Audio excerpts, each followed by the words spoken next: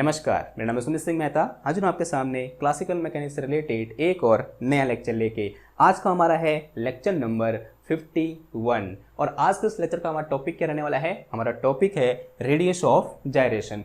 कभी कभी आपके यूनिवर्सिटी के एग्जाम में 2 नंबर का एक क्वेश्चन आ जाता है कि डिफाइन रेडियस ऑफ गायरेशन या फिर जायरेशन। ठीक है, जो आपकी मर्जी है, जैसा आपका प्रोनाउंसिएशन है वैसा आप क्या कर सकते हो, इसको प्रोनाउंस कर सकते हो। मैं क्या पढ़ता हूँ? जायरेशन पढ़ता हूँ। ठीक है ना। अब क्वेश्चन ये है कि रेडियस ऑफ जायरेशन होती क्या है। देखो ये समझते हैं। मान लिया हमारे पास क्या है, इस तरीके से एक रिजिड बॉडी है। ओके, और इस तरीके से रिजिड बॉडी हम बनाते हुए आए हैं। तो ये मेरे पास मान लिया इस तरीके से एक रिजिड बॉडी है और ये रिजिड बॉडी इस एक्सेस के अबाउट क्या कर रही है, रोटेट कर रही है। यानी ये क्या है, एक्सेस ऑफ रोटेशन है। Let us say this axis of rotation is x axis. इसे मैंने क्या बोल दिया, एक्स एक्सेस बोल दिया। अगर मैं इस एक्स एक्सेस के अबाउट इस रिजिड बॉडी का मोमेंट ऑफ इनर्शिया निकालना चाहता हूं तो कैसे निकालूंगा? अगर आप थोड़ा बहुत आपको पिछले लेक्चर याद है तो हम क्या करते हैं, इस पूरी रिजिड बॉडी को ऐसा अज्यूम करते हैं ये किससे मिलकर बनी हुई है, छोटे छोटे पार्टिकल से या बोलते हैं पॉइंट से मिलकर बनी हुई है। मान लिया एक पॉइंट यहाँ पर है जिसका मास m1 है, जिसकी इस एक्सेस ऑफ रोटेशन डिस्टेंस कितनी है, r1 है। उस तरीके से मान लिया एक पॉइंट यहाँ पर है जिसका मास कितना है, m2 है, जिसकी एक्सेस ऑफ रोटेशन डिस्टेंस कितनी है, r2 है। उस तरीके से मान लिया एक पॉइंट यहाँ पर है जिसका मास m3 है और इसके एक्सेस रोटेशन से जो डिस्टेंस है वो कितनी है, r3 है। वैसे हम यहाँ अज्यूम कर सकते हैं, let us say here we have a particle m4 जिसका जो डिस्टेंस है कितनी है, r4 है। उस तरीके से एक इधर को मान लो, late us say this is m5 and इसकी डिस्टेंस मैंने कितनी बोल दी, r5 बोल दी। उस तरीके से एक इधर को मान लो, late us say this is m6, इसकी डिस्टेंस कितनी होगी, r6 होगी। ऐसे यहाँ पर क्या है, नंबर ऑफ पार्टिकल से मिलकर या नंबर ऑफ पॉइंट से मिलकर हमारी रिजिड बॉडी क्या हो रखी है, बन रखी है। मैं क्या करूंगा, हर पॉइंट का मोमेंट ऑफ इनर्शिया निकालूंगा, किसके अबाउट, इस एक्सेस के अबाउट। फिर पूरी बॉडी का निकालने के लिए सबके मोमेंट ऑफ इनर्शिया क्या कर दूंगा, ऐड कर दूंगा। अगर मैं ऐसे क्या निकालूं, I1 निकालूं तो आंसर कितना आ जाएगा बताओ, I1 का मतलब moment of inertia of point of mass m1। तो कितना आ जाएगा, this will be equal to m1 into r1 का स्क्वायर। अगर मैं क्या निकालूं, I2 निकालूं, then this will be equal to m2 into r2 का स्क्वायर। अगर मैं यहाँ से क्या निकालूं, I3 निकालूं तो this will be equal to m3 into r3 का स्क्वायर। उस तरीके से एंड सो ऑन। अगर हम ये बोलूं कि मेरे पास n नंबर ऑफ पॉइंट से रिजिड बॉडी बन रखी है, तो अगर मैं moment of inertia of nth point निकालूंगा then this will be equal to mn rn का स्क्वायर, ऐसा कुछ आ जाएगा। अगर मैं पूरी बॉडी का मोमेंट ऑफ इनर्शिया निकालने को जाऊंगा then this will be equal to about this axis, about x axis, तो this will I will be equal to कितना आ जाएगा, ये I1 plus I2 plus I3 plus N so on plus का क्या आ जाएगा, IN आ जाएगा। यानी सबके इंडिविजुअल मोमेंट ऑफ इनर्शिया क्या कर दिया मैंने, ऐड कर दिया। तो क्या निकल के आ गया, moment of inertia of complete rigid body निकल के आ गया। अगर मैं यहाँ I इक्वल टू क्या लिखता हूँ, देखो इसकी वैल्यू पुट करो तो this will be equal to m1 r1 square plus m2 r2 square plus m3 r3 square plus N so on plus mn rn का स्क्वायर, ऐसा लिख सकता हूँ। इसी को शॉर्ट फॉर्म में समेशन का यूज करते हुए ऐसे भी लिख सकता हूँ कि समेशन ऑफ दिस इज इसको mi ri का होल स्क्वायर और this I will be from 1 to n, ऐसे भी कर सकता हूँ। मोमेंट ऑफ इनर्शिया को मैं लिख सकता हूँ। ये पिक्चर हमने पहले भी देखी हुई है कि किस तरीके से हम किसी एक रिजिड बॉडी का मोमेंट ऑफ इनर्शिया फाइंड करते हैं। इसकी एक और पिक्चर हो सकती है, देखो कैसे। मान लिया अगेन मैं सेम रिजिड बॉडी यहाँ पर लिख रहा हूँ, अनदर पिक्चर है, सेम चीज, अनदर पिक्चर देखो इसकी। ये मेरे पास क्या है, इस तरीके से रिजिड बॉडी है, सेम यही वाली है। कौन सी वाली, इस रिजिड बॉडी की बात करें, मैं दोबारा बना रहा हूँ इसको, ठीक है, ओके। और ये मेरे पास क्या है, एक्सेस ऑफ रोटेशन है। अब देखो इस रिजिड बॉडी का एक ऐसा पॉइंट होगा जहां पर हम ऐसा अज्यूम कर सकते हैं कि इसका पूरा का पूरा मास वहां पर क्या है, कंसंट्रेटेड है, जिसे हम क्या बोलते हैं, centre of mass of rigid body बोलते हैं। ऐसा बोलते नहीं बोलते, आंसर है हाँ जी, बोलते हैं। मान लिया मैं ये अज्यूम कर रहा हूं कि इस पूरी रिजिड बॉडी का मास कहां पर कंसंट्रेटेड है, इस पॉइंट पर कंसंट्रेटेड है। ये वो पॉइंट है जहां पर इस बॉडी का पूरा मास कंसंट्रेटेड है। अगर मैं ये बोल रहा हूं इस पूरी बॉडी का मास कितना है, कैपिटल M है, कहने का मतलब m1 plus m2 plus m3 plus m4 plus m5 plus m6 plus डेडेडेस mn, सारे पॉइंट के मास को ऐड करके क्या आएगा, मास ऑफ रिजिड बॉडी आएगा। और मैं अज्यूम कर रहा हूं उसका मास कितना है, कैपिटल M है। और यहां पर इस केस में क्या हो रहा है, हम ऐसा अज्यूम कर रहे हैं कि इस पूरी रिजिड बॉडी का मास कहां पर कंसंट्रेटेड है, इस पॉइंट पर कंसंट्रेटेड है। यानी इस पॉइंट का मास कितना है, कैपिटल M है, ऐसा मैथमेटिकली बोल सकते हैं। अब इस पॉइंट की इस एक्सेस ऑफ रोटेशन से कुछ ना कुछ डिस्टेंस होगी, let us say this distance is equal to k. मान लिया डिस्टेंस कितनी है, के है। अब अगर मैं इस मोमेंट ऑफ इनर्शिया को निकालना चाहूँ, कैसे निकालूंगा बताओ?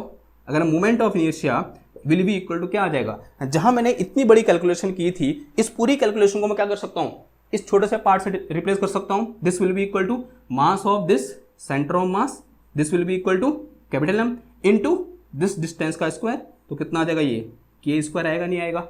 आंसर है हाँ जी आएगा। यहां से मोमेंट ऑफ इनर्शिया ऐसे निकालो या फिर ऐसे निकालो, आंसर क्या आएगा, सेम आएगा। इसका मतलब इन दो इक्वेशन में अगर मैं क्या बोलूं, this is my equation number 1 and this is my equation number 2, ठीक है। तो इस इक्वेशन 1 और इक्वेशन 2 में ये आई और ये आई दोनों क्या है, सेम है। अब अगर यहां से मैं के निकालूं, यहां पर एक नई चीज आई क्या, के क्या है, distance of this M mass from this axis of rotation, है या नहीं है? अगर मैं के की वैल्यू निकालूंगा then k square will be equal to क्या आ जाएगा, आई अपॉन एम आ जाएगा। और यहाँ से के विल बी इक्वल टू कितना आ जाएगा, under root of I upon M आएगा। और जो के होता है ना, इसी को हम क्या बोलते हैं, रेडियस ऑफ जायरेशन बोलते हैं। Here k is radius of gyration, here k is called radius of gyration, radius of gyration. Okay, ना उसको डिफाइन कैसे करोगे फिर? देखो डिफाइन करना बड़ा आसान है। देखो एक्चुअल में है क्या, डिस्टेंस तो है, this k is just a distance from axis of rotation. और जब हमने क्या किया, उस डिस्टेंस के स्क्वायर को उस बॉडी के मास से मल्टीप्लाई किया, तो जो आंसर निकल के आया वो क्या था, उस बॉडी का मोमेंट ऑफ इनर्शिया था। ठीक है, आई बात समझ में? तो कैसे डिफाइन करोगे? तो radius of gyration is a distance from axis of rotation, या फिर एक बात ध्यान देना, this is radius of gyration about this axis and for different axis radius of gyration will be different. अलग अलग एक्सेस के अबाउट जो रेडियस ऑफ जायरेशन होगी वो भी क्या होगी, अलग अलग होगी। क्यों? क्योंकि मोमेंट ऑफ इनर्शिया आई क्या होता है, अलग अलग एक्सेस के अबाउट अलग अलग होता है। तो ऑब्वियसली बात है के भी क्या होगा, अलग अलग एक्सेस के अबाउट अलग अलग होगा। अगर मैं इस एक्सेस के अबाउट इस रेडियस ऑफ जायरेशन को डिफाइन करना चाहूं, तो radius of gyration about any axis, definition लिखो, radius of gyration about any axis is equal to distance from axis of rotation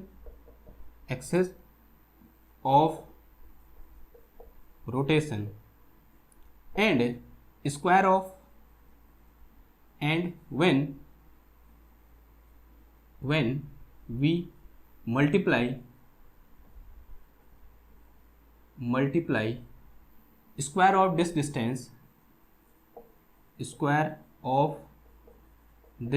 distance with mass of body, with mass of rigid body,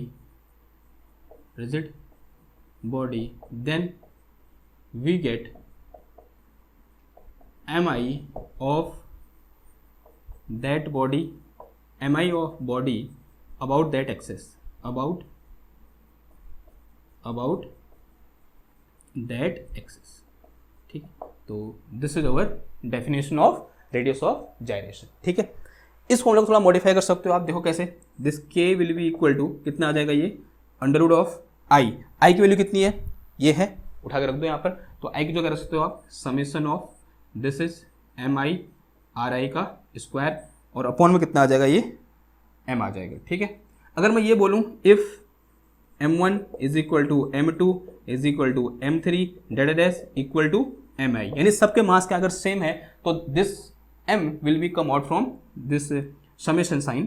तो k equal to कितना आ जाएगा, ये under root of this m will come out from summation, और अंदर कितना आ जाएगा, ये आर आई का स्क्वायर, और नीचे कितना आ जाएगा, कैपिटल m आ जाएगा। अब मैं यहाँ पर अज्यूम कर रखा है मैंने कि टोटल नंबर ऑफ पॉइंट कितने हैं, n है, तो एक काम कर रहा हूँ मैं यहाँ पर n से मल्टीप्लाई और नीचे n से डिवाइड कर दे रहा हूँ। ठीक है, ऐसा हम कर सकता हूँ। तो और अगर यहाँ पर देखो, this is mass of one point multiply by number of point, then this will be equal to this m into n, जो मेरे पास m small m into n, this will be equal to capital M, यानी mass of body. ऐसा होगा नहीं होगा? Answer आज होगा। अगर ऐसा होगा देन इससे ये चीज़ क्या हो जाएगी, कैंसिल हो जाएगी। देन यहाँ से k इक्वल टू कितना आ गया, under root of summation of r i का स्क्वायर अपॉन कितना आ गया, n आ गया। ठीक है, और अगर इसको आप फर्दर सॉल्व करोगे, थोड़ा एक्सपेंड करोगे, तो समेशन को हटाने पर कितना आ जाएगा, ये r1 square plus r2 square plus dead dash plus का rn स्क्वायर और अपॉन कितना आ जाएगा, n आ जाएगा। तो this is another formula of radius of gyration. ठीक है, क्लियर हुई बात? तो this is all about radius of gyration. अब एक काम करो, अगर ये मेरे पास क्या इस तरीके से डिस्क है और इसके अबाउट जो कहाँ जा रही है, इसके सेंटर जा रही है, माना इसका रेडियस r है, इस डिस्क का मास m है, तो इसके अबाउट इसका रेडियस ऑफ जायरेशन निकाल के दिखाओ। Moment of inertia about this axis of this disk, this will be equal to mr square, और k निकालने के लिए ये फॉर्मूला हमारे पास आएगी, जो कितना पुट कर दोगे 1/2 mr स्क्वायर, m से m कैंसिल हो जाएगा और k इक्वल टू कितना आ जाएगा मेरे पास r अपॉन रूट 2 आ जाएगा। This is our answer. Okay, तो इस तरीके से क्या करोगे आप, जितने भी अभी तक हमने क्या कर रखे हैं, अरेंजमेंट या बोलते हैं मास डिस्ट्रीब्यूशन पढ़ रखे हैं, चाहे वो रॉड हो या फिर